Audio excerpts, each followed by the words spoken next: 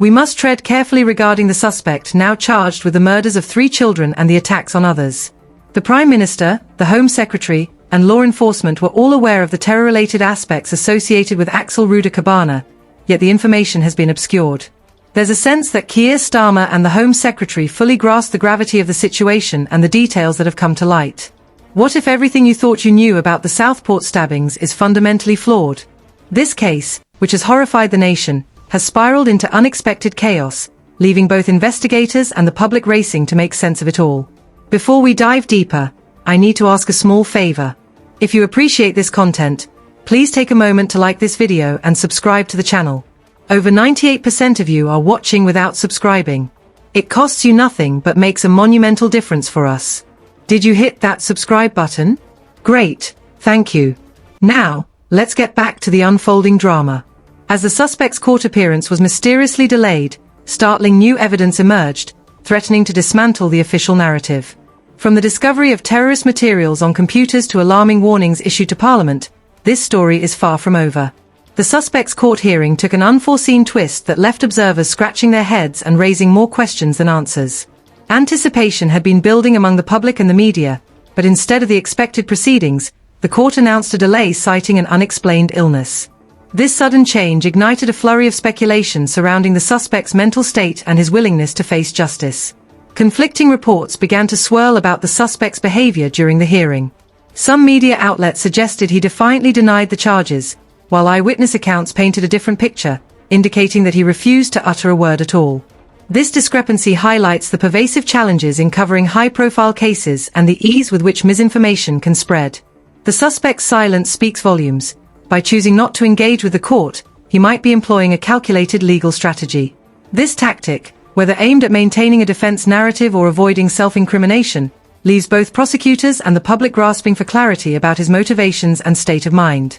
Despite facing grave accusations, 3 counts of murder and 10 of attempted murder, the suspect entered a not guilty plea. This decision raised eyebrows, especially given the severity of the charges. Legal experts argue that such a plea might be a strategic move, designed to prolong the proceedings, buy time for the defense, or even pave the way for potential plea negotiations in the future. As the case unfolds, attention is shifting to the significance of the trial date. While specifics remain scarce, there's a growing belief that the timing could play a crucial role in shaping how the story is presented to the public. However, one of the most shocking revelations emerged from the suspect's own computer. The government's independent reviewer of terrorism legislation, Jonathan Hall Casey, has emphasized the importance of authorities releasing information promptly in terrorism-related incidents.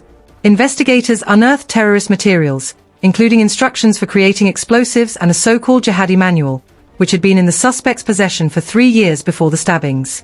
This finding introduces a chilling new dimension to the case, suggesting a long-standing interest in extremist ideologies. As we dig deeper into the Southport stabbings, it becomes apparent that layers of secrecy are yet to be uncovered. The delayed court appearance, conflicting reports, and the discovery of terrorist materials are just the beginning. What other critical information remains hidden from public view, and why? Just when it seemed the Southport case couldn't grow more bizarre, a shocking development emerged from the corridors of power.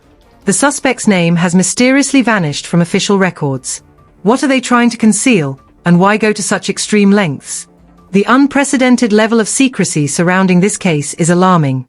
Parliament members have been warned against asking questions about the Southport stabbings, raising serious concerns about the government's priorities. Are they more focused on controlling the narrative than serving the public interest? The tension between public safety and the right to information lies at the heart of this controversy. Authorities may argue that withholding certain details prevents panic and misinformation. However, this lack of transparency only fuels speculation and erodes trust in the justice system.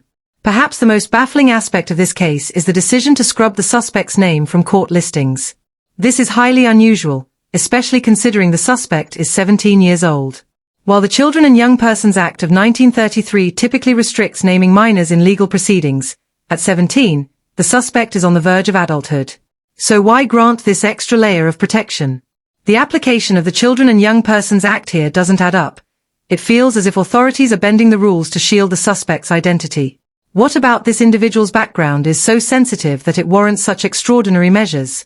As we peel back the layers of secrecy, a disturbing picture begins to take shape. The suspect had been in possession of terrorist materials for 3 years prior to the stabbings, including instructions for making explosives and a jihadi manual. This long-term interest in extremist ideologies adds a chilling new dimension to the case, and the authorities' reluctance to share information is breeding distrust. False claims about the suspect's identity are proliferating online, filling the void left by official silence.